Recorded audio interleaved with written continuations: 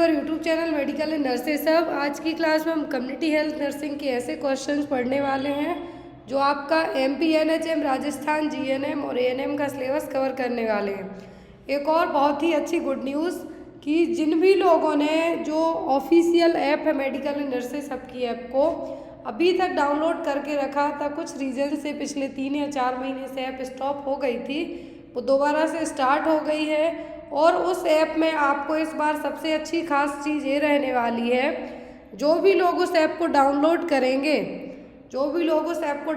करेंगे मैं यहाँ पे आपको बता देती हूँ कि आपको जो पीडीएफ वगैरह तो मिलती थी वो मिलेंगी ही, लेकिन अब साथ में जो क्लासेस आपकी यूट्यूब चैनल पर कंडक्ट करवाई जाएंगी उनका आप एमसीक्यू बेस्ड चैलेंज क्विज भी खेल सकते हैं। दैट मीन्स नए क्वेश्चंस तो वहाँ पर रहेंगे ही, नई चीज़ें ऐड की जाएंगी, लेकिन साथ ही साथ आपके जो पेपर हैं, मान लीजिए आप एमपी का पेपर देते हैं तो आपको कैसे पता चलेगा, आपने पीडीएफ ले ली, पढ़ लिया, लेकिन आप कैसे अंदाज़ा लगाएंगे कि आपने वो पेपर सॉल्व किया है, आपसे बनता है या नहीं। तो वो चीज़ वहाँ पे आपको सॉल्व मतलब कि क्विज जैसे खेले जाते हैं वैसे आपको अवेलेबल जो भी क्लास होगी वो तो आपको ऐड की ही जाएगी, लेकिन साथ ही साथ आपको डेली वहाँ पर जितने भी पेपर्स एनएचएम के हैं, जीएनएम के हैं, वो आपको पीडीएफ के अलावा आप एमसीक्यू बेस्ड फॉर्मेट में भी खेल सकते हैं। नए क्विज के अलावा जो पेपर्स होते हैं उनको भी वहाँ पर ऐड किया जा रहा है। आज ही आपको वहाँ पर एनएचएम एमपी का पेपर ऐड किया गया है, 30 एमसीक्यूज ऐड किए गए हैं। प्लीज़ जाके आप अपना नॉलेज लेवल चेक कीजिए और जहाँ के भी आप पेपर देते हैं, जहाँ के जो भी पेपर देते हैं आपको पीडीएफ भी वहाँ पे अवेलेबल हो जाएंगी। चलिए मैं आपको 1 मिनट में बताती हूँ कि आपको ऐप में जाके करना। देख सकते हैं मैंने ऐप को पूरा, आपको प्ले स्टोर में जाना है, ओनली मेडिकल एंड नर्सेस अब आपको टाइप करना है। तो ये देखिए हमारे जो 5000 प्लस डाउनलोड ऑलरेडी इस ऐप पर हो चुके थे, बट कुछ रीज़न से स्टॉप हो गई थी, बट नाउ ये अभी दोबारा से काम करने लगी है। और जो भी लोग पीडीएफ वगैरह का सब्सक्रिप्शन लिए हुए थे उनके लिए ऐप चल रही थी, उनके लिए कोई इशू नहीं रहा, लेकिन जो नए लोग ऐप पे जा रहे थे प्रॉब्लम उनके लिए हो रही थी, बट वो भी आपका इशू सॉल्व हो गया है। मैं आपसे बात कर रही हूँ इन क्विज़ की। ये देखिए आप लोग इस तरीके से क्विज खेलते के चेक करते थे, तो यहाँ पर आपको आपका जो क्विज चैलेंज टेस्ट होता था वो आपको इस तरीके से देखने को मिलता था। तो यहाँ पर ये देखिए, जैसे मान लीजिए 20 क्विज आपने किए, 20 क्विज यहाँ पर जैसे आप जो एग्ज़ाम में देते हैं एज वैसे ही यहाँ पर आप जो भी क्विज करते हैं तो वो क्विज करने के बाद आपको आपका रिज़ल्ट भी पता चल जाता था। पहले इशू था कि रिज़ल्ट ऐड नहीं हो रहा था, बट अभी आपको रिज़ल्ट भी देखने को मिलेगा। दूसरी चीज़, सही क्वेश्चन के आंसर क्या है वो भी आपको पता चलेगा, कितने लोगों ने खेला है तो वो डैशबोर्ड में आप देख सकते हैं। दूसरी और सबसे अच्छी चीज़ कि आज मैंने एक क्लास ली, आज मैंने इवनिंग में ये जो क्लास ली है, आपने क्लास देखी, आपको कितना समझ में आता है, वो सभी क्वेश्चन आपको कल की इवनिंग में आफ्टर 24 आवर आप उनको एज एन 30 क्विज, मान लीजिए मैंने चैनल पे आपको पढ़ा दिए, तो वो 30 क्विज आप जाके ऐप में चेक कर सकते हैं कि आपसे कितने बन रहे हैं, कितने नहीं बन रहे हैं, वो चीज़। दूसरी चीज़, आपको जो भी एग्ज़ाम्स के पेपर वगैरह हैं वो आपको इस तरीके से पूरे हैं जो अवेलेबल हो जाएंगे। और प्राइस इनमें है जो डाउन कर दी गई है, कुछ पेपर्स की प्राइस घटा दी गई है, इस तरीके से आपको पूरे ऑफिशियल पीडीएफ वगैरह मिल जाएंगी बहुत ही जल्दी। यहाँ पर कोर्सेज जैसे एनएचएम में आपका क्या सिलेबस है तो टॉपिक वाइज आपके वो एमसीक्यूज भी ऐड कर दिए जाएंगे, क्या आपको आ सकता है वही चीज़ यहाँ पे आपकी फोकस की जाएगी। जीके के आपको डेली 10 क्वेश्चन ऐड किए जाएंगे। चैनल पर उतना टाइम नहीं रहता है कि आपको डेली 10 से 20 क्वेश्चन जीके के भी पढ़ाए जाएँ, बट आपको ऐप में डेली जो भी जीके नए करंट अफेयर्स आते हैं वो आपको ऐप में ऐड कर दिए जाएंगे, जो चीज़ आज से ही स्टार्ट होगी। अब आपको जो भी लोग, तो क्विज आपको फ्री हैं खेलने के लिए चैनल पर। दूसरी चीज़, आप डैशबोर्ड में जाके कुछ वैकेंसी आती है वो भी आपको अब ऐड किया जाएगा। तीसरी चीज़, यदि आप पूरी ऐप का मतलब जो भी क्विज चैलेंज होते हैं, जो भी पीडीएफ हैं, जो भी नया सिलेबस ऐड किया जाएगा, उन सभी का प्राइस है जो एज सेम है जो पहले रखा गया था, उसमें मैंने कोई भी बदलाव नहीं किया है। जस्ट बिकॉज कि बहुत सारे लोगों के डाउट होते हैं कि क्या वो इतने में ये सब चीज़ें अफोर्ड कर सकते हैं या नहीं। तो मान लीजिए मैं आज से ही आपको कहती हूँ कि आप MPANM की PDF परचेस कीजिए, जिसका आपको 250 रुपीज़ चार्ज रहेगा। लेकिन आप MP एग्ज़ाम के अलावा कोई अदर स्टेट भी एग्ज़ाम दे रहे हैं तो आपको अदर स्टेट के मटेरियल की भी ज़रूरत पड़ेगी। तो वो इशू आपका यहाँ पे इससे सॉल्व हो सकता है सब्सक्रिप्शन से। सब्सक्रिप्शन में आपको चार्ज सेम रखे हैं जो पहले थे, कुछ भी बढ़ाया नहीं है। हर एक जगह आप जाइए, किसी भी ऐप पे जाइए, मैं पर्टिकुलर नाम नहीं लूँगी, वहाँ पे आपको 1500 से कम में कोई सा भी एक पर्टिकुलर सिंगल कोर्स नहीं मिलता है। लेकिन आपको ये सब चीज़ें यदि आप 6 महीने की मेंबरशिप लेते हैं तो आपको ऐप में जितनी भी PDF है वो सब आप डाउनलोड करके पढ़ सकते हैं, प्रिंट आउट ले सकते हैं। चार्जेस आपका 499 रुपीज़ रहेगा और 83 रुपीज़ पर मंथ। मान के चलिए आपको 3-4 रुपये पर डे। और यदि आप 1 साल का सब्सक्रिप्शन ले लेते हैं तो वहाँ पर आपको 899 रुपये पर मंथ है जो चार्ज रहेगा। 899 रुपये पर ईयर, पूरे साल के आपको ओनली 899 रुपये ही लगने वाले, 1000 रुपये भी नहीं लगना है आपका, कि जिससे आप पूरे कोर्स, पूरे MCQ बेस्ड चैलेंज सब कुछ आपको एक्सेस मिल जाएगा। जो 6 महीने और 12 महीने वाली सब्सक्रिप्शन प्लान रहेगा, इसमें आप PDF डाउनलोड करके पढ़ सकते हैं। जो ओनली 1 मंथ वाला, इसमें आप ओनली रीड एक्सेस आपको मिलेगा। आप यहाँ पे कोई सी भी PDF डाउनलोड नहीं कर पाएंगे। जिस भी चीज़ में आपको कंफर्टेबल लगे आप वो कर सकते हैं। चैलेंज क्विज खेलिए, यहाँ पर ये देखिए सबका हेल्प डेस्क में कितने लोगों ने क्या खेला वो सब चीज़ें यहाँ पे ऐड की जाएंगी। तो जो भी डाउट होते हैं आपको ऐप के लिए लेके आप मुझे मैसेज करके पूछ सकते हैं। आप प्ले स्टोर में जाइए, डायरेक्ट मेडिकल नर्सेज अब नाम टाइप कीजिए तो हमारी ऑफिशियल ऐप ये रही। तो यहाँ पे आप इस ऐप को डाउनलोड कर सकते हैं। और आज की क्लास चलिए हम स्टार्ट करते हैं। तो जो आज के क्विज़ हम पढ़ेंगे वो कल की क्लास में, कल इवनिंग में आपको ऐप पर अपडेट कर दिए जाएंगे। तो आप अपना नॉलेज लेवल इसी से चेक कर सकते हैं कि आज मैम ने क्या क्लास में पढ़ाया। कल आप 10 मिनट का टाइम निकालिए, ऐप पे जाइए, ऐप में क्विज चैलेंज चेक कीजिए आपसे कितने बनते हैं। क्लियर?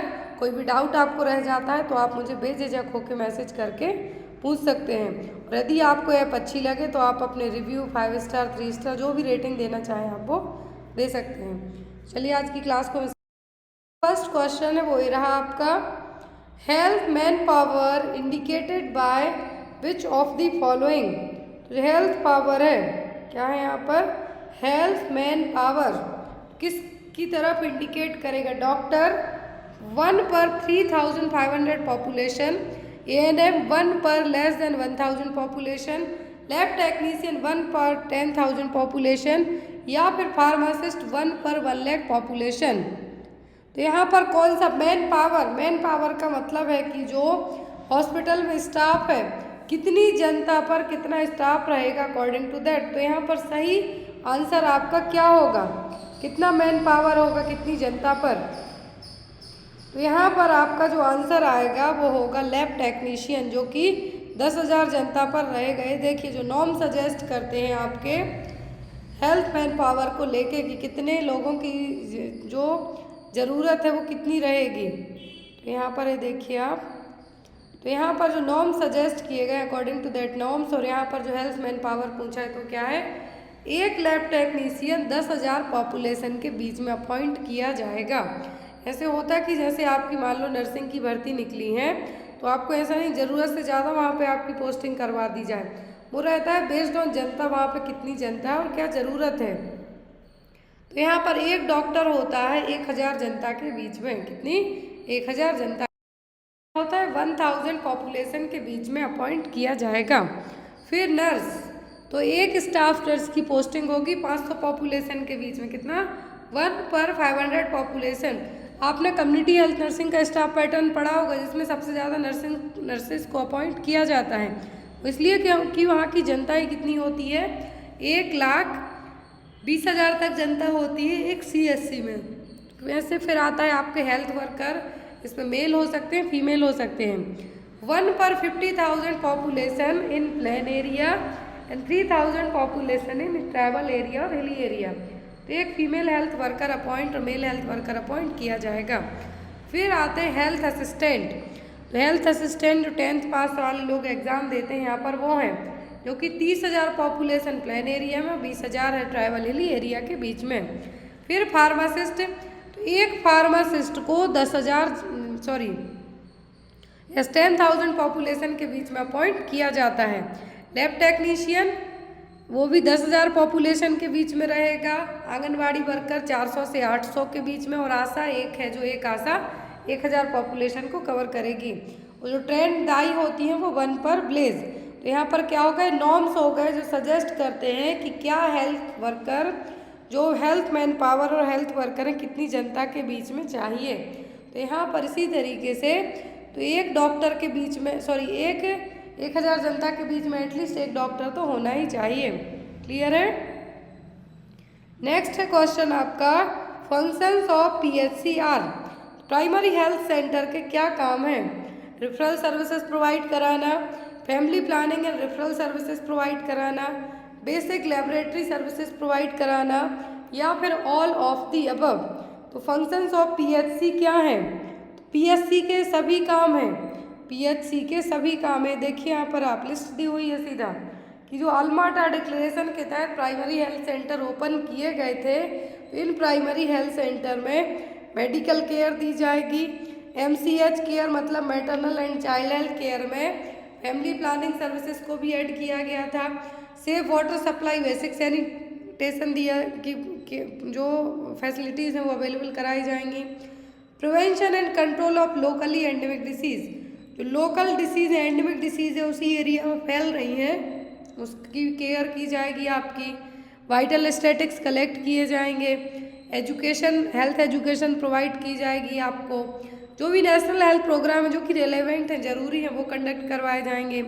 रेफरल सर्विसेज, PHC में ट्रीटमेंट नहीं मिल पा रहा तो CSC के लिए रेफर किया जाएगा। बेसिक लेबोरेटरी सर्विसेज प्रोवाइड करवाई जाएंगी। तो ये सब क्या है, PHC के फंक्शन हैं प्राइमरी हेल्थ सेंटर के। नेक्स्ट है यहाँ पर आपका question, functions of female health worker include. तो एक फीमेल हेल्थ वर्कर के क्या फंक्शन है। Visit 4 sub centre per month, collection of blood sample, conduct 50% delivery, chlorination of water. तो एक फीमेल हेल्थ वर्कर क्या कर सकती है। तो फीमेल हेल्थ वर्कर का जो यहाँ पर फंक्शन होगा कि 50% तक डिलीवरी कंडक्ट करवाना। डिलीवरी कंडक्ट नहीं करना, यहाँ पर 50% डिलीवरी का मतलब है कि जो भी रजिस्ट्रेशन वगैरह होते हैं वहाँ से लेके हॉस्पिटल तक ले जाने का काम फीमेल हेल्थ वर्कर कर सकती हैं। और जब इवन सब सेंटर में कोई अवेलेबल नहीं होता है और इन केस एक फीमेल हेल्थ वर्कर और ANM अपॉइंट है तो वो डिलीवरी करवा सकती है, उसको इतना ट्रेंड किया जाता है कि इमरजेंसी में वो ये कर सकती है। Next one, all of the following are state responsibility for health except. तो सभी जिम्मेदारियां स्टेट गवर्नमेंट की हैं हेल्थ को लेके, किसी एक को छोड़कर। Vital statics, promotion of research through research centre in their bodies, prevention of adulteration, prevention of communicable disease. तो एक राज्य सरकार की हेल्थ के प्रति वाइटल स्टैटिक्स कलेक्ट करने की जिम्मेदारी होगी। यहाँ पर कुछ एडल्ट्रेशन मिलावट वाला है, कुछ भी होता है तो वो भी एक राज्य सरकार देखेगी। कम्युनिकेबल डिसीज़ फैलती हैं वहाँ पर तो उसको भी कंट्रोल करने में, प्रिवेंट करने में हेल्प करेगी। लेकिन रिसर्च करने का काम किसी भी एक स्टेट गवर्नमेंट का पर्टिकुलरली नहीं होगा। यहाँ पर अलग अलग स्टेट है जो इंक्लूड रहेंगे। तो यहाँ पर यदि किसी स्टेट गवर्नमेंट की रिस्पॉन्सिबिलिटी नहीं है तो होगी promotion of research through research centre and their bodies. Clear. Next one, which of the following is a new concept in primary health care. New concept क्या है प्राइमरी हेल्थ केयर में।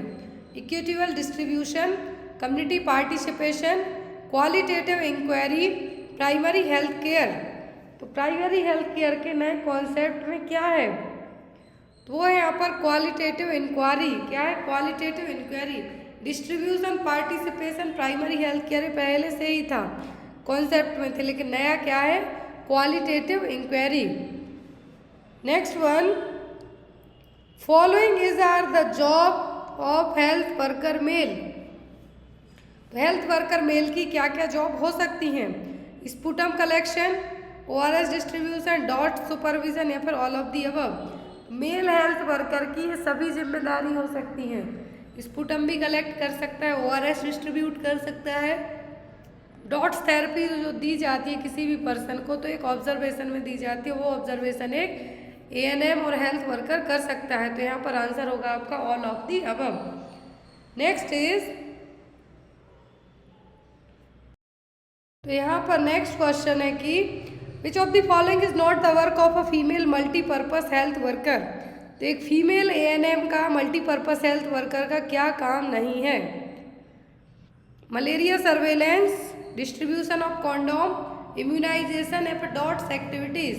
तो एक फीमेल मल्टीपर्पज हेल्थ वर्कर का जो काम है वो होगा कॉन्डोम डिस्ट्रीब्यूट करना, इम्यूनाइजेशन करना, डॉट्स एक्टिविटीज़ को चेक करना। देते नहीं है मेडिकेशन, लेकिन उन डॉट्स एक्टिविटीज़ के बारे में आप जानकारी रख सकते हैं, चेक कर सकते हैं। फिर यहाँ पर न्यूट्रिशन के बारे में आप जानकारी दे सकते हैं, हेल्थ एजुकेशन दे सकते हैं, MCH केयर प्रोवाइड कर सकते हैं, लेकिन आप मलेरिया सर्वेलेंस नहीं कर सकते। मलेरिया सर्वेलेंस वाला काम एक मल्टीपर्पज हेल्थ वर्कर का नहीं है। नेक्स्ट है यहाँ पर क्वेश्चन आपका, विच of the following is a source of calcium.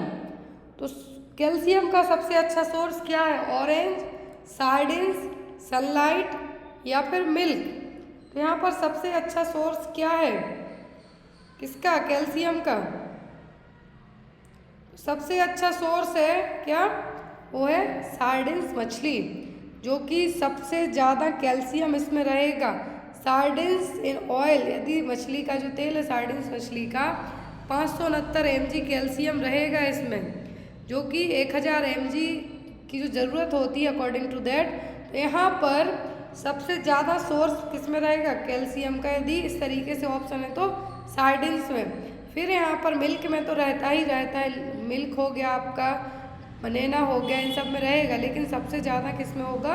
Sardines fish में। अब यदि मछलियों की बात की जा रही है तो एक क्वेश्चन और आपको एग्जाम में आता है कि मलेरिया कंट्रोल करने के लिए जो लार्वा खाने के लिए जो पानी में यदि मलेरिया के जो मच्छर हैं उसके लार्वा होते हैं तो उसको खाने के लिए कौन सी फिश अपनाई जाती है? होती है आपकी गैम्बूजिया फिश। कौन सी?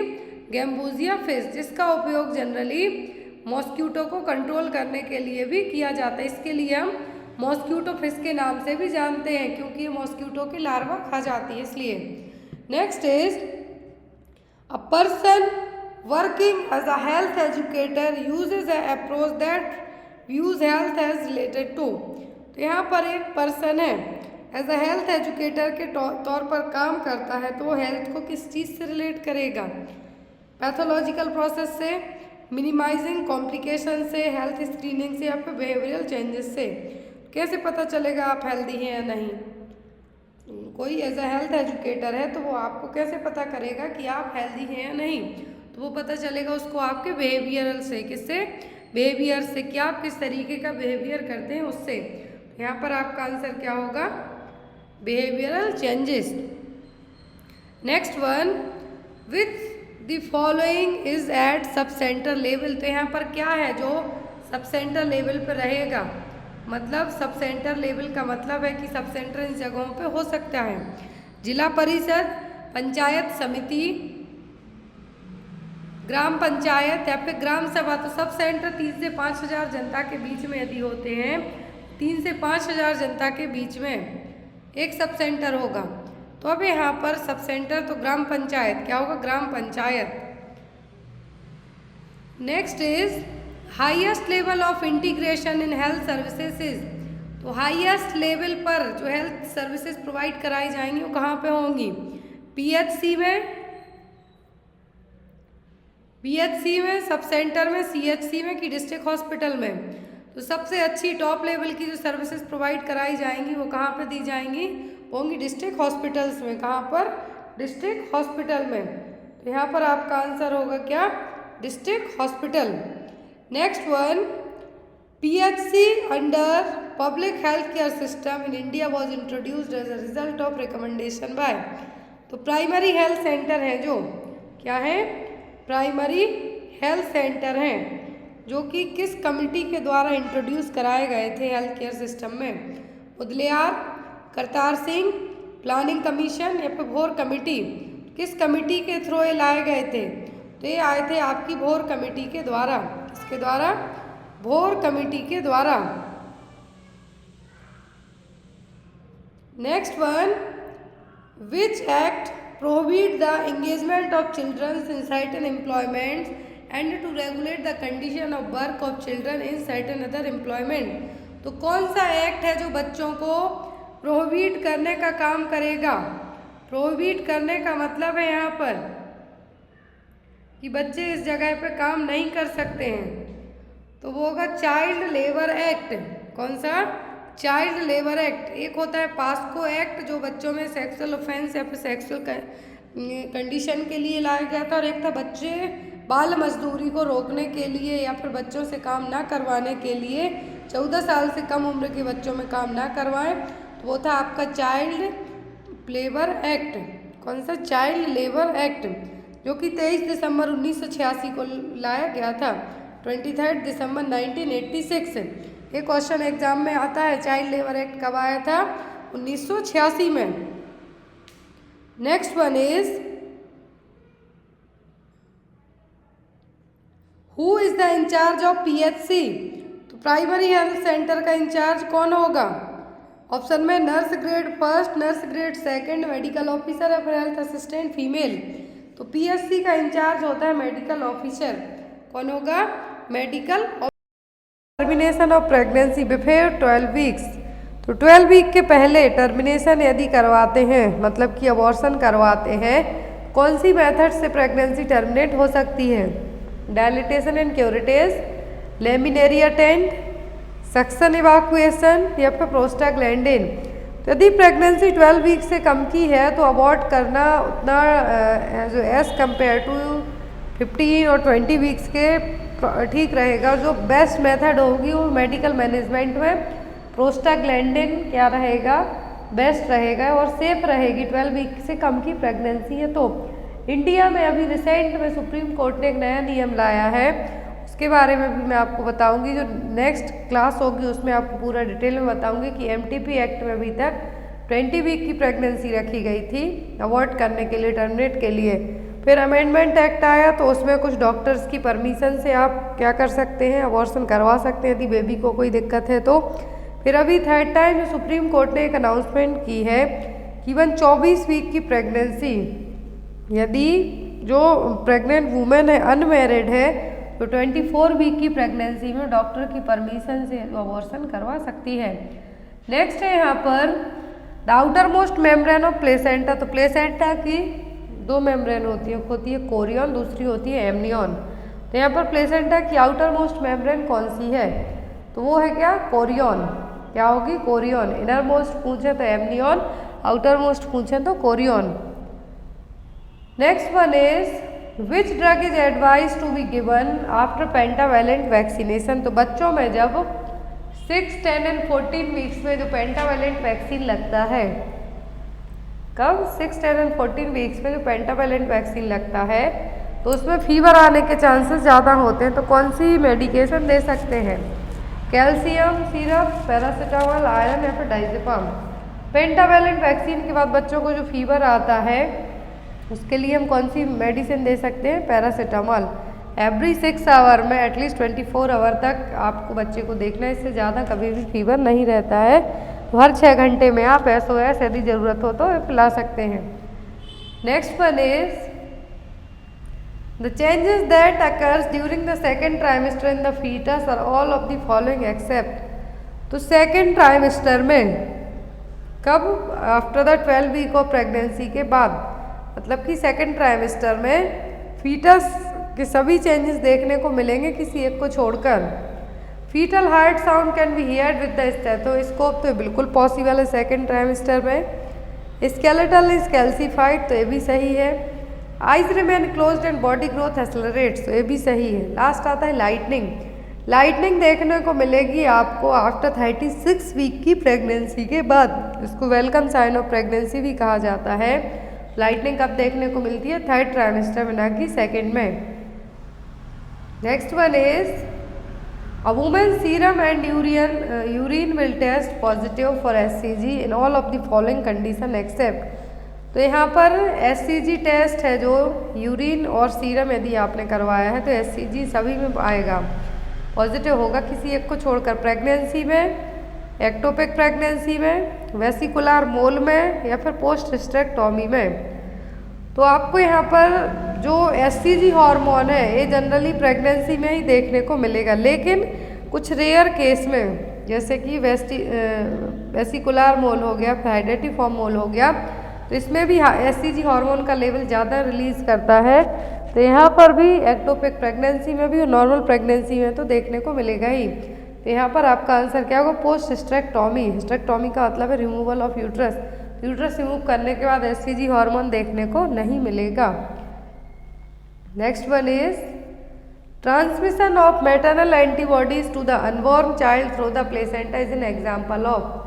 कोई भी एंटीबॉडी या फिर कोई भी चीज़ जो क्या हो, अनबॉर्न बेबी में माँ से प्लेसेंटा के थ्रू बच्चे को मिल जाए तो वो क्या कहलाएगा? Active immunity, passive immunity, humoral immunity या फिर हर्ड इम्यूनिटी। तो यहाँ पर ट्रांसमिशन होता है यदि मैटरनल एंटीबॉडी का अनबॉर्न चाइल्ड में, तो ये क्या कहलाएगा? ये कहलाएगा पैसिव इम्यूनिटी, क्योंकि प्लेसेंटा के थ्रू जो भी चीज़ें बच्चे को मिल रही हैं वो किस में आएंगी? पैसिव में। और इम्यूनिटी कौन सी हो गई यहाँ पर? Passive immunity. Next one is as per national population policy of India the minimum age of girls for marriages. तो नेशनल पॉपुलेशन पॉलिसी के अकॉर्डिंग भारत में गर्ल्स की मैरिज एज कितनी है? 15 साल, 18 साल, 21 साल या फिर 19 साल। नेशनल पॉपुलेशन पॉलिसी जो कि 2000 में आई थी, ईयर 2000 में आई थी, इसके अकॉर्डिंग तो गर्ल्स की मिनिमम एज शादी के लिए कितनी है? 18 ईयर्स। बॉयज़ की 21 और गर्ल्स की 18 years. Next one is the normal chromosome complement in males. तो मेल में पूछा है यहाँ पर कि नॉर्मल क्रोमोसोम कॉम्प्लीमेंट कितना होगा? 45XY, 46XX, 46XY या फिर 46YY। तो यहाँ पर XX क्रोमोसोम होते हैं फीमेल में, XY होते हैं यहाँ पर मेल में। तो यहाँ पर मेल में पूछते हैं यदि क्रोमोसोम, तो जो कॉम्प्लीमेंट क्रोमोसोम होंगे वो कितने होंगे? 46 XY। यहाँ पर पेयर में पूछे तो 23 पेयर्स, जिसमें से XY क्या हो जाएंगे? यहाँ पर XY या फिर XX क्या हो जाएंगे? ये कहलाएंगे यहाँ पर जेंडर के अकॉर्डिंग। XY है तो मेल के हैं ये क्रोमोसोम, XX है तो फीमेल के। तो यहाँ पर आपका आंसर क्या होगा? 46। Next one is the hormone involve in the functioning of male reproductive system are. तो मेल रिप्रोडक्टिव सिस्टम की फंक्शनिंग के लिए कौन से हार्मोन हैं जो हेल्पफुल होंगे? FSH oxytocin luteinizing hormone, FSH testosterone luteinizing hormone, follicle stimulating hormone oxytocin या फिर testosterone, folic stimulating hormone prolactin and testosterone. तो टेस्टोस्टेरोन तो क्या हो गया? मेल रिप्रोडक्टिव हार्मोन हो गया। फिर यहाँ पर FSH ल्यूटिनाइजिंग हार्मोन, ये दोनों भी ज़रूरत पड़ती है रिप्रोडक्टिव सिस्टम में। तो यहाँ पर आपका आंसर क्या होगा? FSH testosterone and luteinizing hormone. Next one is most important question है the hormone that do not cross the placenta. तो कौन से हार्मोन है जो प्लेसेंटा को क्रॉस नहीं कर सकते हैं? Thyroxine and steroids, insulin and thyroxine, insulin steroids या फिर पैराथार्मोन एंड कैल्सिटोनिन। तो प्लेसेंटा को जो हार्मोन क्रॉस नहीं कर सकते वो है यहाँ पर पैराथार्मोन एंड कैल्सिटोनिन। क्या है? Parathormone and calcitonin. MC column patches is diagnostic of. MC column patch है जो किस में देखने को मिलेंगे, किसको डायग्नोस करने में देखने को मिलेंगे? रूमेटिक अर्थराइटिस में, pancreatic infection, tetralogy of Fallot या फिर ब्लंट ट्रॉमा। ब्लंट ट्रॉमा में फ्लेयर चेस्ट देखने को मिलेगा, टेरेटोलॉजी ऑफ फैलेट में बूट शेप्ड हार्ट देखने को मिलेगा, पैंक्रियाटिक इन्फेक्शन में अलग साइन देखने को मिलेंगे, लेकिन रूमेटिक अर्थराइटिस में एमसी कॉलम पैचेस देखने को मिलेंगे। एमसी कॉलम पैच जो एंडोकार्डियम है एंडोकार्डियम की जो लेयर है वहाँ पर देखने को मिलेंगे। हार्ट की जो लेयर है एंडोकार्डियम, वहाँ पर ये पैचेस देखने को मिलेंगे। तो यहाँ पर आपका जो डायग्नोस्टिक साइन होगा MC कॉलम पैचेस देखने को मिलेगा रूमेटिक अर्थराइटिस में, मतलब कि रूमेटिक फीवर वाले जो पर्सन होंगे उसमें। यहाँ पर जॉन्स फार्मूला या फिर हम ये कह सकते हैं जॉन्स क्राइटेरिया भी आपको आता है रूमेटिक फीवर को डायग्नोस करने में, मेजर और माइनर क्राइटेरिया करके जो पूछा जाता है वो। Next is early sign of cancer of lungs. तो यदि लंग्स का कैंसर है तो कौन सा साइन देखने को मिलेगा? Haemoptysis, hoarseness of voice, chest in drawing या फिर परसिस्टेंट कफ। तो हेमोप्टाइसिस का मतलब होगा कि जो आपके जब आप कुछ भी या फिर हम ये कहेंगे स्पिट करेंगे तो ब्लड आएगा साथ में, वो होगा जो कि लंग से डायरेक्ट आया हुआ है। वॉमिटिंग में हेमेटोमेसिस कहेंगे हम, वॉमिटिंग के साथ ब्लड आ रहा है, लेकिन यहाँ पे हेमोप्टाइसिस की बात हो रही है। हॉर्सनेस ऑफ वॉइस, घोड़े जैसी आवाज़, ये साइन होता है लैरिंग्स कैंसर का, जो आपका वॉइस बॉक्स है गले में लैरिंग्स, उसमें उसका साइन है अर्ली साइन क्या? Hoarseness of voice.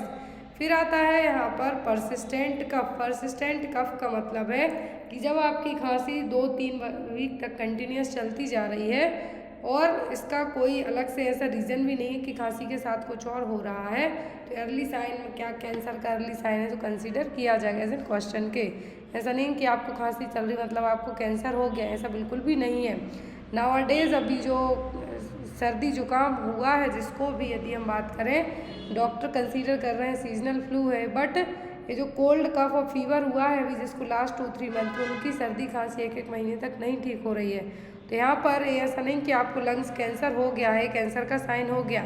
तो यदि हम एग्जाम पर्पज से पढ़ते हैं तो आपका यहाँ पे आंसर होगा persistent cough. Next one is compression of bleeding carotid artery immediately leads to. यदि कैरोटिड आर्टरी में ब्लीडिंग होती है लंबे टाइम तक तो यहाँ पर क्या होगा? Loss of sense of smell, blindness, stroke या फिर डायरिया। तो कैरोटिड आर्टरी जो नेक के यहाँ पे जो आपकी आर्टरी है इसी को सबसे पहले चेक किया जाता है यदि पर्सन क्या है बेहोश हुआ है तो, अनकॉन्शियस है तो। कैरोटिड आर्टरी में यदि ब्लीडिंग होती है तो इसके बाद आप उस ब्लीडिंग को कंप्रेस करते हैं तो ये क्या कॉज कर सकती है? ये कॉज करेगा स्ट्रोक। क्या कॉज करेगा? स्ट्रोक। कैरोटिड आर्टरी में किसी भी तरीके का ब्लड फ्लो होते होते यदि कुछ भी प्रॉब्लम्स क्रिएट होती है तो ये क्या कॉज करेगा? ये करेगा स्ट्रोक। मतलब ब्लड में सीधी सप्लाई ही स्टॉप हो जाएगी, ऑक्सीजन ना ब्लड की सप्लाई होगी, ब्लड की सप्लाई नहीं होगी तो ऑक्सीजन की सप्लाई नहीं होगी, वो पर्सन को स्ट्रोक अटैक आ जाएगा। Next is police man stiff hand is seen इन। ये इमेज आपको एग्जाम में आ सकती है कि ये है क्या? एक्सिलरी नर्व इंजरी है, अर्श पाल्सी है, रिस्ट ड्रॉप है कि none of the above. Policeman tip या फिर पॉर्टर स्ट्रिप हैंड है जिसको कहा गया है, तो ये यहाँ पर क्या है? इसमें होगा क्या? Active flexion impossible because of paralysis biceps brachialis and brachioradialis. तो यहाँ पर क्या हो रहा है? पैरालाइसिस हुआ बाइसेप्स मसल में, ब्रैकियलिस और ब्रैकियोरेडियलिस मसल्स में। तो यहाँ पर अब क्या ये चीज़ हुई है यदि तो ये किसके कारण होगी? ये हुई है किसी ना किसी इंजरी के कारण, और यहाँ पर ये हुई है किसके कारण? अर्ब पाल्सी के कारण। किसके कारण? अर्ब पाल्सी के कारण। Paralysis of supinator cause pronation deformity of forearm. तो ये फोरआर्म की डिफॉर्मिटी है जिसमें पुलिसमैन टिप हैंड क्यों कहा गया कि जैसे पुलिस वाले पीछे की तरफ इशारा करके आपसे यदि आप कहीं पकड़े जाते हैं, अपनी बाइक से जाते हैं, तो यहाँ पर वो यदि जो भी आपसे कहेंगे कि कम में निपटा सुलझा देंगे आपको, तो इसीलिए इसके लिए क्या कहा गया है? Policeman tip. क्या है? पुलिसमैन टिप या फिर पोर्टर स्टिप हैंड, जो कि अर्ब पाल्सी में देखने को मिलेगा। यहाँ पर आपका आंसर क्या होगा? अर्ब पाल्सी।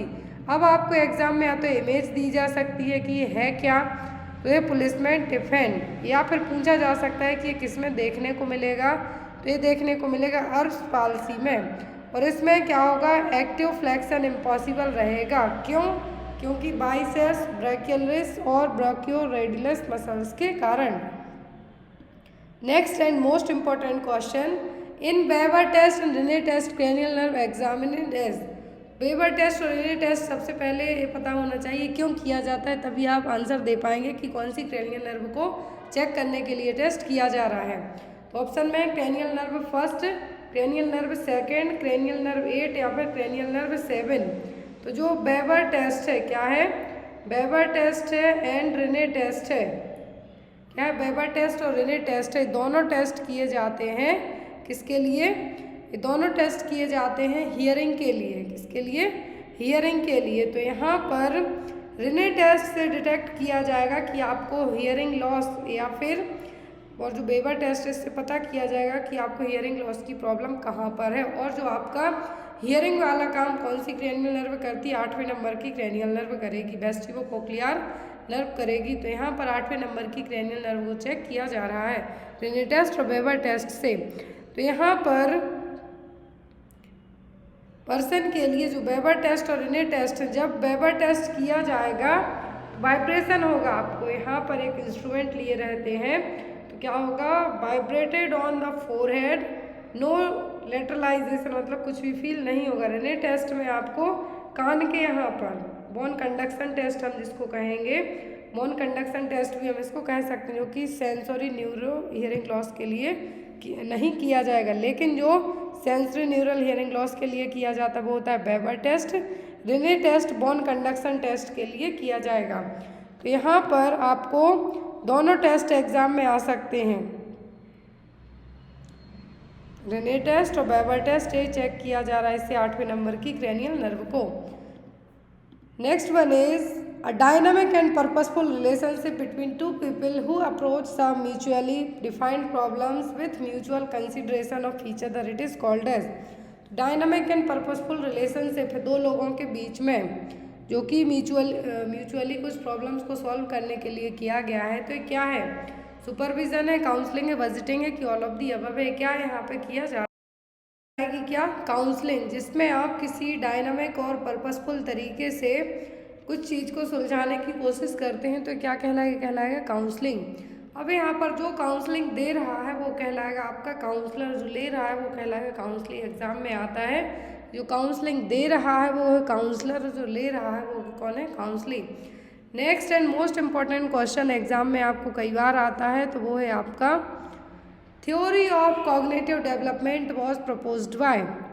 कॉग्निटिव डेवलपमेंट थ्योरी किसने दी थी, टर्मेन ने, जीन पियागेट ने, विनेट ने, कि नन ऑफ द अबव। ये क्वेश्चन बहुत सारे एग्जाम्स में आता है, अलग अलग चैनल्स पे भी आपने क्वेश्चन देखा होगा कि इसको बार बार सॉल्व क्यों करवाया जाता है, इसीलिए क्योंकि आपके किसी न किसी नर्सिंग एग्जाम्स में तो आता ही आता है।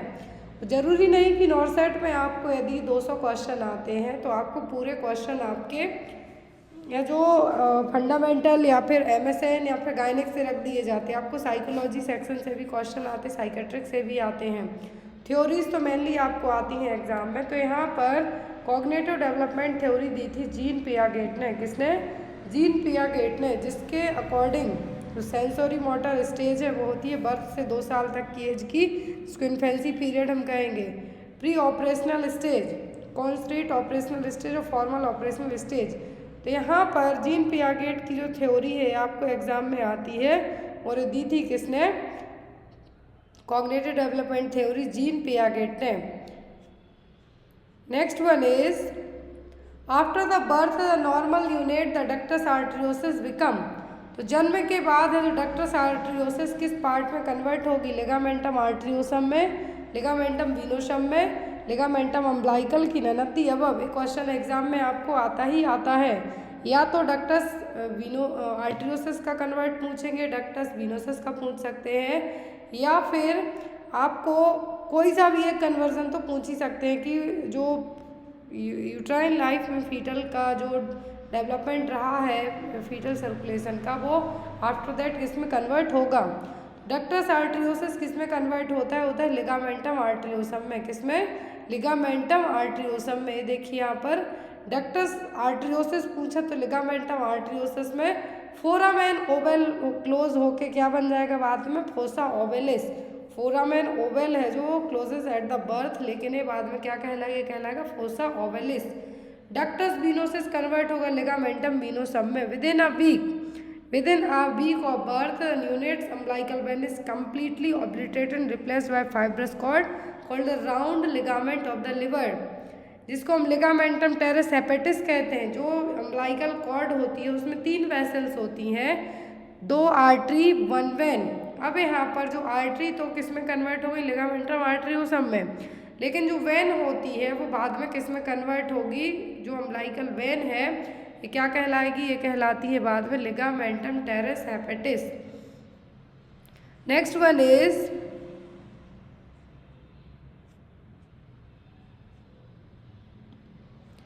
a patient with laryngitis is treated symptomatically for 2 weeks but is still experiencing hoarseness.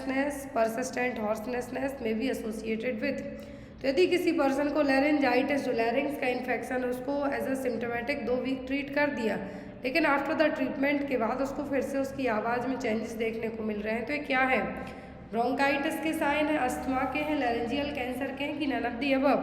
तो लैरिंग्स कैंसर में किसके हैं, ये हैं लैरिंग्स कैंसर के, क्योंकि यदि आपको लैरिंजाइटिस है आपको 15 दिन के लिए 15 दिन के बाद आपने पहले ट्रीटमेंट लिया, लैरिंजाइटिस में आपको इन्फेक्शन इन्फ्लामेशन होगा, गले में आपको हैवीनेस रहेगी, लेकिन ये सब ठीक होने के बाद दोबारा से आपको आपकी जो आवाज़ है उसमें मेनली चेंजेस देखने को मिलते हैं, जो कि हॉर्सनेस ऑफ वॉइस एक क्लासिकल साइन कंसीडर किया जाता है, इसके लिए वॉइस बॉक्स और लैरिंजियल कैंसर के लिए।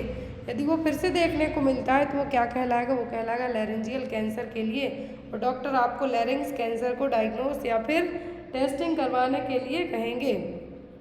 साइन है, सभी साइन है लैरिंजियल कैंसर के। Next one is abrupt withdrawal of barbiturate causes. तो यदि आपने बारबिचरेट्स को अचानक से स्टॉप कर दिया देते देते मेडिसिन, अब यहाँ पर यदि आपने बारबिचरेट्स क्या किए, स्टॉप किए, तो एक तरीके से सीएनएस को डिप्रेस करने का काम करते हैं, लेकिन यदि आपने इनको स्टॉप किया तो ये क्या कॉज करेंगे, स्लीपीनेस, इरिथमा, ईचिंग या फिर सीजर्स। तो कोई भी जितनी भी साइकेट्रिक मेडिसिन होती हैं इनको ना तो बिना प्रिस्क्रिप्शन के लिया जाता है और ना ही बिना डॉक्टर की एडवाइस के स्टॉप किया जाता है। यदि आपने अचानक से बारबिचरेट्स देते देते स्टॉप कर दिया तो पर्सन को सीजर्स आने के चांसेस बढ़ जाएंगे। किसके आने के, सीजर्स आने के चांसेस बढ़ जाएंगे।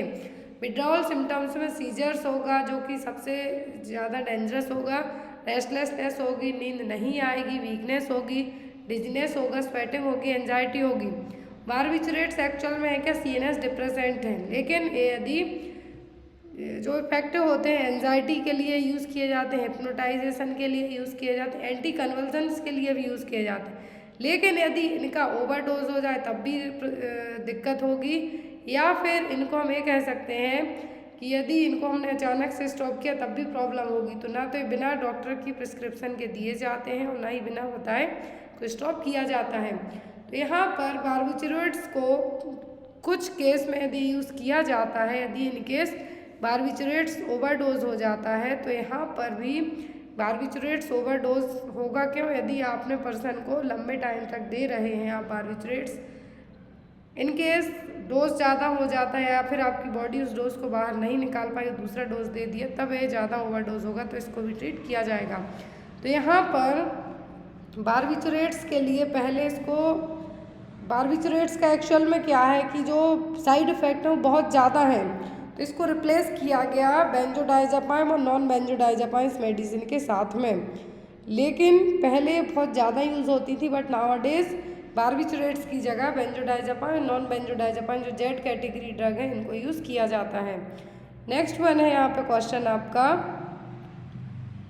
इन a child with haemophilia A the factor 8 level is, तो 8वें और 9वें नंबर का फैक्टर डिस्टर्ब होता है हीमोफीलिया में, तो यहाँ पर हीमोफीलिया ए है, फैक्टर 8 कितना होगा, 5 to 40%, 50 to 60%, लेस देन 1% या फिर 1 to 5%। ये क्वेश्चन आपको कई बार पढ़ाया भी गया है। तो यहाँ पर जब फैक्टर 8वें नंबर में डिस्टर्बेंस की बात की जा रही है तो ये कितना होगा, 5 से 40% तक। ये देखिए एक टेबल से आपको इजीली समझ में आएगा। According to World Federation of haemophilia की जो नॉर्मल रेंज होती है इन फैक्टर्स की वो कितनी होती है, 50% और 150%, 0.50 to 1.5 IU per ml। लेकिन depending on the severity level पर, माइल्ड मॉडरेट सीवियरिटी लेवल पर जितना ज़्यादा ये फैक्टर्स कम होंगे उतनी ज़्यादा प्रॉब्लम होगी। नॉर्मल रेंज 50 से 150% है, माइल्ड हीमोफीलिया में 5 से 40% होगी, मॉडरेट में 1 से 5, और जब लेस देन 1% चला जाए मतलब पर्सन को सीवियर हीमोफीलिया है। तो यहाँ पर कहा है कि बच्चे को यदि माइल्ड हीमोफीलिया है तो फैक्टर ए, माइल्ड हीमोफीलिया है ए है, फैक्टर 8 कितना होगा, होगा 5 से 40%, क्योंकि माइल्ड में कितना है 5 से 40। नॉर्मल रेंज पूछते तो आप कहते 50% से 150% तक, यदि मॉडरेट पूछें तो 1% से 5%, लेकिन जब 1% से भी कम हो जाए, percentage of normal factor in activity in blood, मतलब जो 8वें नंबर का क्लॉटिंग फैक्टर है इतने से कम हो जाए, 1% से भी कम हो जाए, तब पर्सन को सीवियर हीमोफीलिया हुआ है। क्लियर है। नेक्स्ट वन इज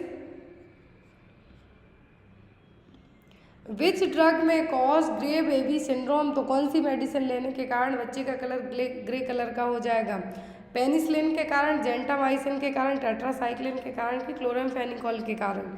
तो ग्रे बेबी सिंड्रोम देखने को मिलता है जनरली क्लोरामफेनिकोल के लंबे टाइम तक यूज़ करने के कारण है। देखिए यहाँ पर क्लोरामफेनिकोल क्या है, क्लोरामफेनिकोल यदि यूज़ की जा रही है बच्चे के लिए तो यहाँ पर ग्रे बेबी सिंड्रोम देखने को मिलेगा। It's a type of circulatory collapse that can occur in premature newborn infant and is associated with the excessive high level of chloramphenicol.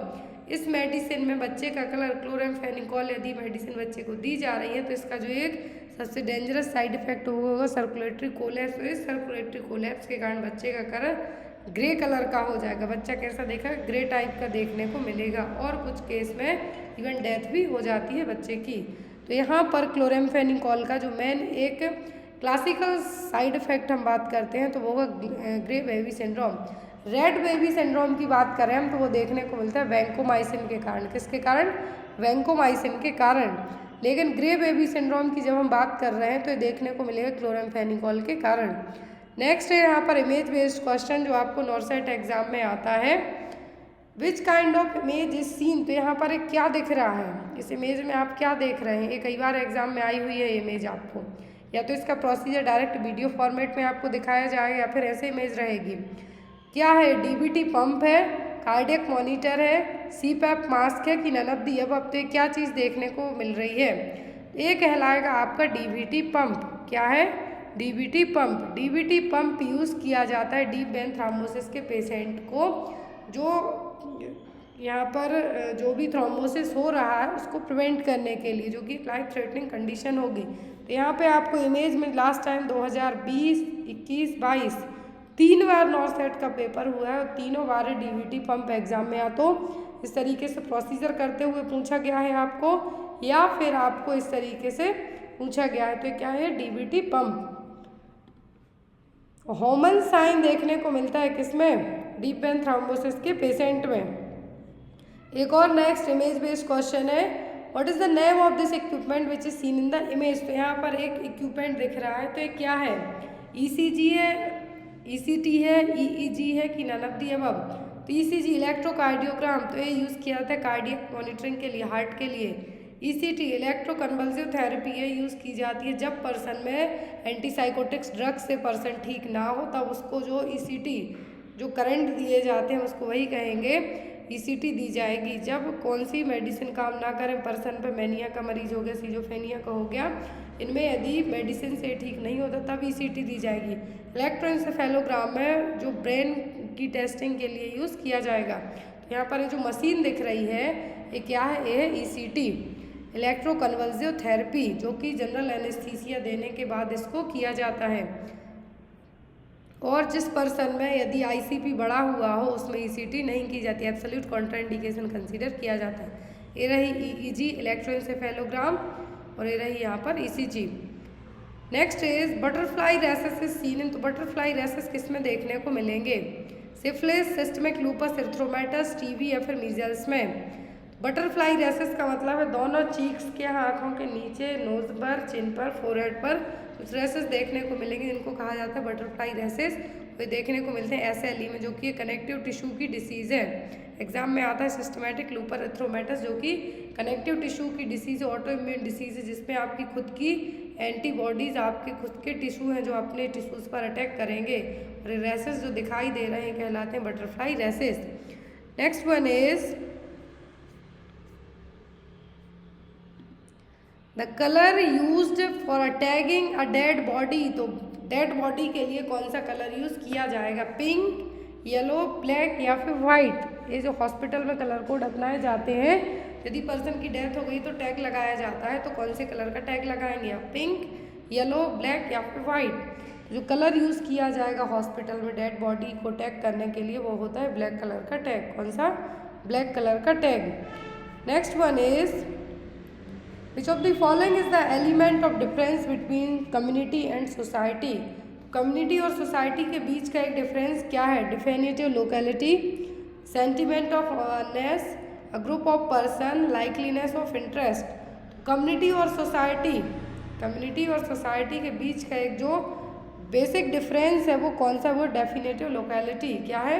Definitive locality. ये देखिए यहाँ पर सोसाइटी और कम्युनिटी में डिफरेंस दिया हुआ है। Community refers to a group of people who live in a definite locality but society refers to a system of social relationship. आपने देखा होगा कम्युनिटी मतलब आप गांव में रहते हैं तो वो एक तरीके की कम्युनिटी है। आप किसी ऐसी जगह जाके रहते हैं जहाँ पर अलग अलग जगह के लोग आके रहते हैं, वो है community is smaller than society. Community क्या है? सोसाइटी से छोटी रहेगी, लेकिन सोसाइटी हमेशा बड़ी रहेगी। Next and most important question, what is the IQ level in profound mental retardation? तो प्रोफाउंड मेंटल रिटार्डेशन में IQ लेवल कितना होगा? इंटेलिजेंसी क्वांटिएंट कितना होगा? 50 से 75, that means 50 to 75, 35 and 50, 20 and 35 या फिर लेस देन 20। तो IQ लेवल को mild, moderate, severe and profound category में जब मेंटल रिटार्डेशन को आप क्या करते हैं? कैलकुलेट करते हैं तब। तो यहाँ पर जो मेंटल रिटार्डेशन की बात की जा रही वो है लास्ट कैटेगरी मतलब प्रोफाउंड वाली कैटेगरी की। तो यहाँ पर प्रोफाउंड में जो मेंटल रिटार्डेशन आएगा वो होगा कितना? Less than 20। और ऐसे केस में पर्सन को हॉस्पिटलाइजेशन की ज़रूरत पड़ेगी। ये देखिए यहाँ पे mental retardation is a condition of having an IQ measured as below 70 to 75। Normal IQ की जगह यदि 70 से 75 इंटेलिजेंसी क्वांटिएंट है आपका, तो ये मेंटल रिटार्डेशन में कंसीडर किया जाएगा, जिसमें पर्सन को कुछ ऐसी जगह पर जैसे माइल्ड मॉडरेट है तो पर्सन को खुद की एक्टिविटी कुछ कर सकता है, लेकिन सीवियर प्रोफाउंड में पर्सन दूसरे पर प्रॉपरली डिपेंडेबल रहेगा। क्लासिफाई किया जाता है 4 कैटेगरी में और इसका फॉर्मूला होता है मेंटल रिटार्डेशन को कैलकुलेट करने का। Mental as divided by chronological age into 100। कितना? Mental as divided by chronological age into 100। ये तो क्या हो गया? आपका फॉर्मूला हो गया। अब टाइप माइल्ड मतलब एजुकेबल पर्सन को आप समझा सकते हैं। रेंज होगा IQ लेवल 50 से 70। जब 70 से कम जाता है तब मेंटल रिटार्डेशन में कंसीडर किया जाएगा, लेकिन जब 50 से 70 है तो पर्सन एजुकेबल रहेगा, आप उसको समझा सकते हैं। मॉडरेट ट्रेनेबल मतलब ट्रेनिंग देके आप उसकी थेरेपी वगैरह करके उसको ठीक कर सकते हैं, बट प्रॉपर तरीके से वो ठीक नहीं होगा, जो कि 35 से 50 में जाएगा। सीवियर मतलब डिपेंडेंटली रिटार्डेड, दूसरे पर फुली डिपेंडेंट होगा, जबकि आपका जो IQ लेवल कंसीडर यहाँ पर किया जाएगा वो होगा 20 to 35 तक। प्रोफाउंड में लाइफ सपोर्ट मतलब पर्सन को सीधा हॉस्पिटलाइजेशन की ज़रूरत है, IQ लेवल लेस देन 20 यहाँ पे रहेगा। क्लियर? मेंटल रिटार्डेशन में आपको IQ लेवल जब 70 से भी कम जाए तब कंसीडर की जाएगी mental retardation. 4 category mild, moderate, severe. अब इनमें चारों में आपको जो नंबरिंग है वो आपको खुद याद करनी होगी। 50 से 70 mild, 35 to 50 moderate, 20 to 35 severe and profound mean less than 20। Next यहाँ पे इसका फॉर्मूला तो mental is divided by chronological age into 100। ये 5 चीज़ें ही आपको काफ़ी है। नेक्स्ट वन है यहाँ पर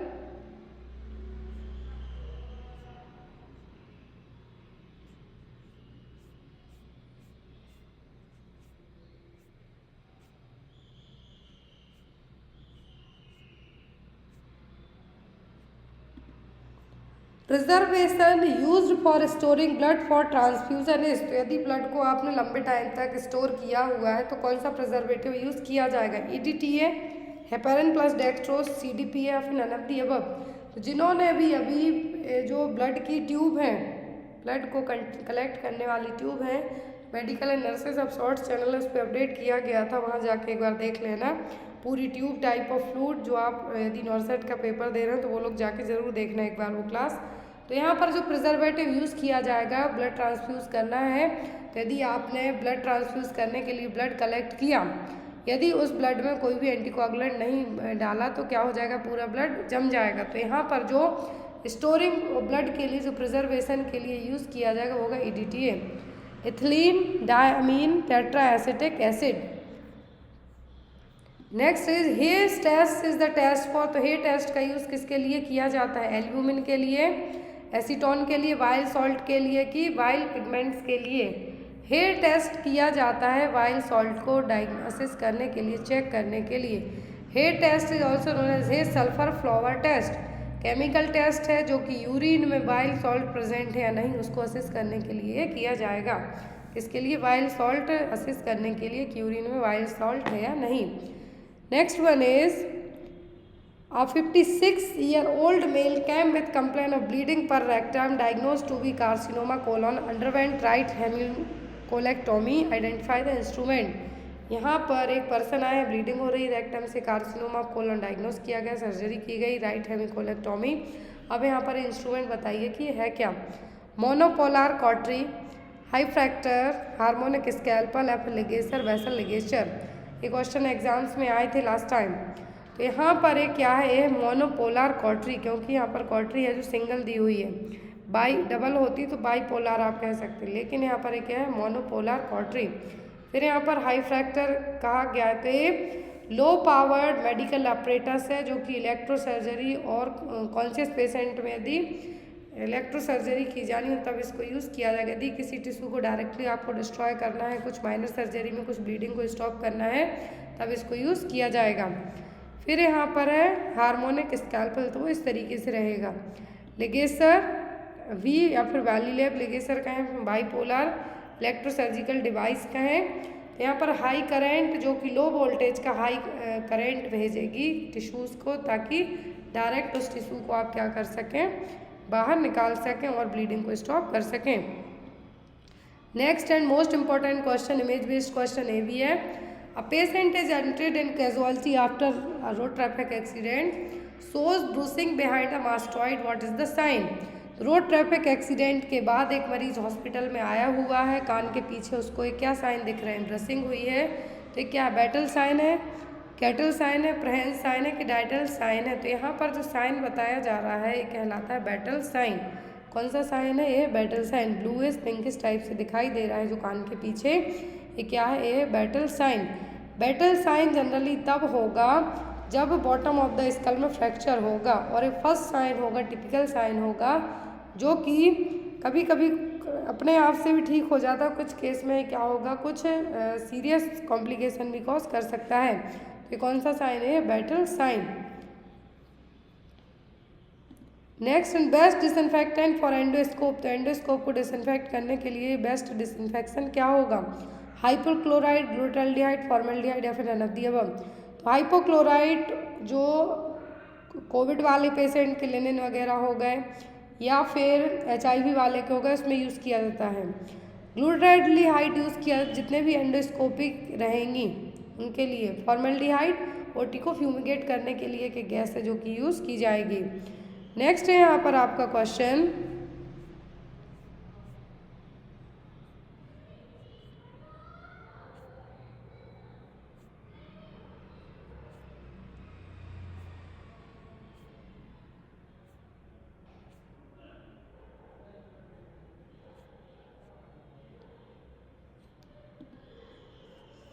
international labour organisation is situated in, international labour organisation कहाँ पर है, स्कॉटलैंड में इसका हेडक्वार्टर, जेनेवा में, डेनमार्क में कि USA में।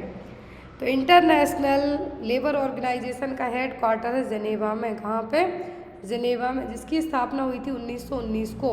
जेनेवा में ILO का हेडक्वार्टर है। नेक्स्ट क्वेश्चन नर्सिंग का फेमस क्वेश्चन है, 3D सिम्टम्स की बात हो रही है। 3D symptoms are diarrhoea, dementia, dermatitis, symptoms of which deficiency disorder. तो ये 3D सिम्टम है किसकी कमी के कारण होने वाले हैं, थायामीन, राइबोफ्लेविन, बायोटिन या फिर नियासिन। तो डायरिया, डिमेंशिया, डर्मेटाइटिस तीनों किसकी कमी के कारण होते हैं नियासिन की कमी के कारण। किसकी कमी के कारण, नियासिन की कमी के कारण। नियासिन की कमी के कारण जो डिसीज़ हो रही है वो कहलाएगी पेलाग्रा। एक्चुअल में इसके 4D सिम्टम्स भी होते हैं, diarrhoea, dementia, dermatitis, last one is the death. सीधा निकल लो। तो यहाँ पर डायरिया, डेमेंशिया, डर्मेटाइटिस से पेलाग्रा के सिम्टम है, किसके? पेलाग्रा के, और पेलाग्रा होता है नियासिन की कमी के कारण। Clear? Next one is which is the best test to detect iron deficiency in a client? Iron deficiency का पता करने के लिए कौन सा टेस्ट किया जाएगा? Ferrous sulphate, serum ferritin, serum iron या फिर हीमोग्लोबिन? तो आप आयरन खूब ले रहे हैं लेकिन आपकी जो स्मॉल इंटेस्टाइन का ड्यूडेनम पार्ट है उसको एब्जॉर्ब नहीं करता है, तो आपको कमी ही बनी रहेगी। अब यहाँ पर आयरन की कमी है आपकी बॉडी में, तो किससे पता चलेगा? तो यहाँ पर डायरेक्ट आपका आयरन टेस्ट तो किया नहीं जाएगा, यहाँ पे सीरम फेरेटिन टेस्ट के थ्रू आपको पता चलेगा कि आपको आयरन की डेफिशिएंसी है या फिर नहीं है। Next one, tryptophan is present in all except? Tryptophan सभी में है किसी एक को छोड़कर, मैज़े, चिकन, फिश या फिर चीज़? ट्रिप्टोफैन सब में है किसी एक को छोड़कर। ट्रिप्टोफैन एक अमीनो एसिड है जो कि नॉर्मल इन्फेंट ग्रोथ के लिए ज़रूरी है। तो यहाँ पर आपकी बॉडी में नाइट्रोजन बैलेंस के लिए भी ये ज़रूरी है, लेकिन ये चिकन में होगा, फिश में होगा, चीज़ में होगा, लेकिन मैज़े में नहीं होगा। किसमें नहीं होगा? मैज़े में नहीं होगा। Next one is rabies is caused by virus called? तो रेबीज किस वायरस से होगा? एडिनो, फाइलेरियल, मिक्सो या फिर लाइजा वायरस टाइप फर्स्ट? तो जो रेबीज है जिसको हम हाइड्रोफोबिया भी कहें, कि हाइड्रोफोबिया का मतलब होता है फियर ऑफ वाटर। रेबीज कब होता है? जब कोई इन्फेक्टेड एनिमल आपको काटते तब, रेबीज का इन्फेक्टेड एनिमल आपको बाइट करे तब। तो रेबीज का जो पॉजिटिव एजेंट है वो लाइजा वायरस टाइप फर्स्ट। कौन सा? लाइजा वायरस टाइप फर्स्ट, जो कि रैप्टोब्रेडा फैमिली सीरोटाइप फर्स्ट से बिलोंग करेगा। नेक्स्ट वन है यहाँ पे आपको question, which is the recommended site of administration of DPT vaccine in infant? तो इन्फेंट में डीपीटी वैक्सीन हमें देना है तो कौन सी साइट है जो प्रेफर की जाएगी? Lateral aspect of mid thigh, forearm, deltoid muscle या फिर ग्लूटियल मसल? तो यहाँ पर कल भी ये क्वेश्चन हमने पढ़ा था, इसी तरीके का मिलता जुलता, कल एडल्ट में बात की जा रही थी। तो DPT vaccine, diphtheria pertussis vaccine nowadays pentavalent में दी जाती है, 5 वैक्सीन इंक्लूड करके। तो इस पेंटावैलेंट वैक्सीन में या फिर डीपीटी वैक्सीन को आप देंगे कहाँ पर? तो ये दी जाती है lateral aspect of mid thigh. कहाँ पर?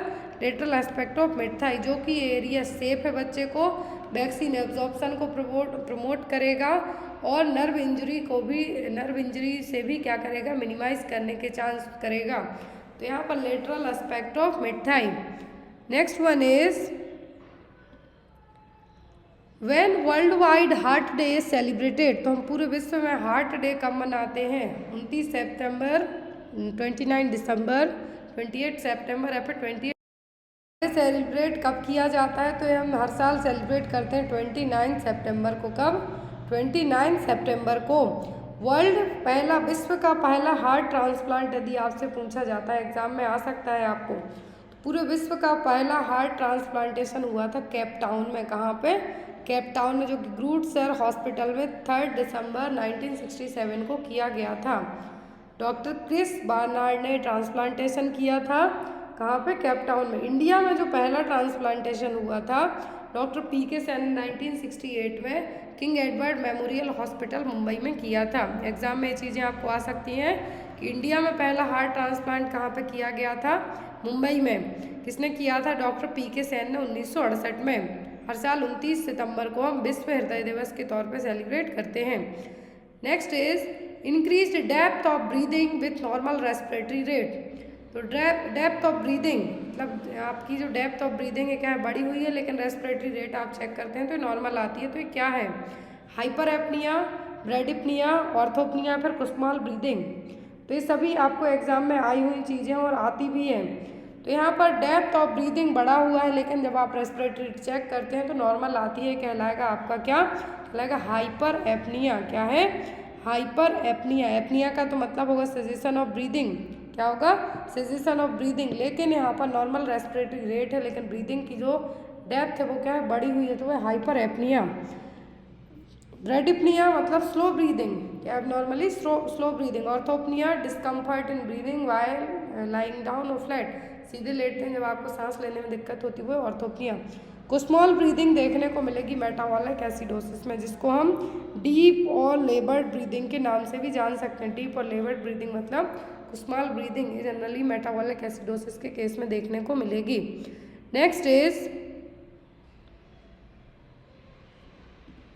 The most significant sign of respiratory distress in preterm babies. Preterm babies का जो रेस्पिरेटरी डिस्ट्रेस का मेन साइन है वो क्या होगा? फर्स्ट थिंग, प्रीटर्म बेबीज हैं क्या? क्या है? तो प्रीटर्म बेबीज हैं क्या? तो ऐसे बच्चे जो 37 वीक का जेस्टेशनल वीक कंप्लीट करने के पहले ही पैदा हो जाते हैं और उनमें यदि रेस्पिरेटरी, जरूरी नहीं कि जो सब बच्चे 37 वीक के पहले पैदा हुए उनमें रेस्पिरेटरी डिस्ट्रेस हो, ऐसा नहीं है। कुछ बच्चे मोस्टली ठीक होते हैं, जनरली 34 के पहले होते हैं उनमें सब प्रॉब्लम होती है, लेकिन 36 के बाद वालों में नहीं होती। लेकिन यदि बच्चा प्रीटर्म बेबी है, रेस्पिरेटरी डिस्ट्रेस है, तो क्या साइन होंगे? नेजल फ्लेयरिंग होगी, बैरल चेस्ट होगा, ब्रेडिकार्डिया होगा, फिर ग्रंटिंग एंड चेस्ट इंड्रॉइंग होगा।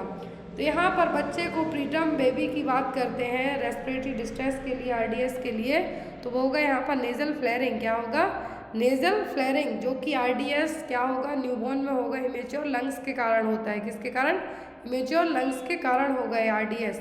अब यहाँ पर जो बैरल चेस्ट है, क्या है? ये बैरल चेस्ट जनरली देखने को मिलता है एम्फाइसेमा के पेशेंट में। किसमें? एम्फाइसेमा के पेशेंट में। ग्रंटिंग और चेस्ट इंड्रॉइंग तो साइन होता है किसका? ये होता है जनरली बच्चों में निमोनिया के कारण। किसके कारण? निमोनिया के कारण।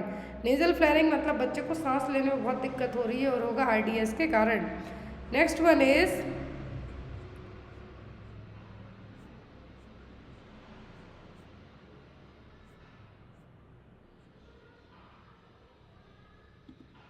Where is the headquarter of UNICEF. तो यूनिसेफ का हेड क्वार्टर कहाँ पे है? जेनेवा, रोम, स्विट्जरलैंड या फिर न्यूयॉर्क में।